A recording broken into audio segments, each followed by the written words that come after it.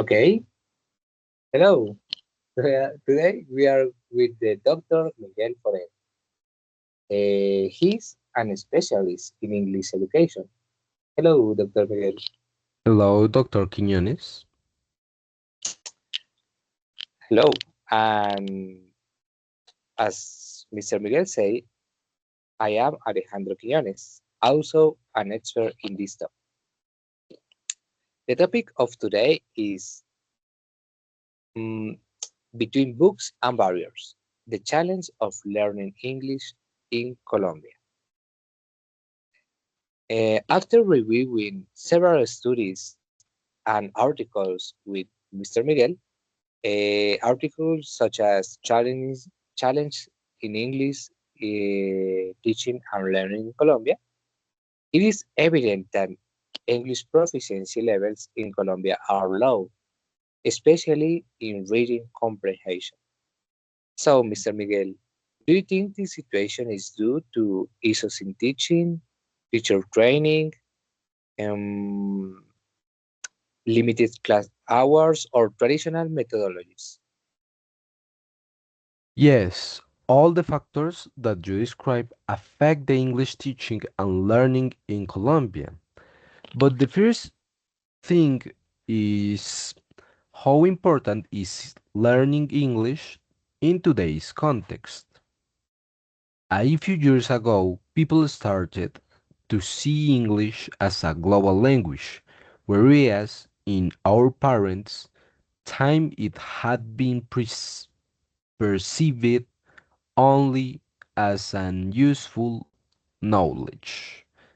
But then, Mr. Alejo, in your opinion, what is one of the main problems related to English teaching in Colombia? Okay, for me, I feel that one of the main problems is the low levels of reading comprehension, as I said before. Maybe caused by the lack of updates in traditional teaching methods. For example, during the pandemic, we started to use technology more, but before that, we had not noticed how much video call tools and digital platforms could help us. Mm, and we also have to consider, Mr. Miguel, what are the challenges that English teachers face today? It had been proven that as a teachers, we have had to keep up with our methodologies, move away from traditional practice, and take on more teaching hours per week. Mm, Although there's also the question of what challenges do students face when they learn English? That's a good question. It has been noticed in the classroom that some students got frustrated with reading exercise um, and ended up losing motivation. This due to the fact that they had a struggle with understanding of text.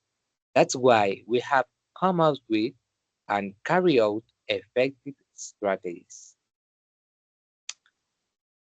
Okay, we have already reviewed the problems, but in the end, what solution we can propose? We can start with changing the traditional methodologies. We have talked about that. As teachers, we still haven't updated the traditional methodologies.